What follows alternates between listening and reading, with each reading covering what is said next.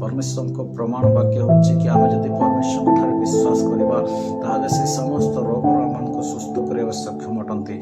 जदि आमे परमेश्वर को ग्रहण करिबा ताहाले से आमान को उद्धारकर्ता परित्राणकर्ता रूपे से आमान को माने से जगारू आमान को उठेवा परमेश्वर अछंती। से परमेश्वर को पछंती। हालेलुया।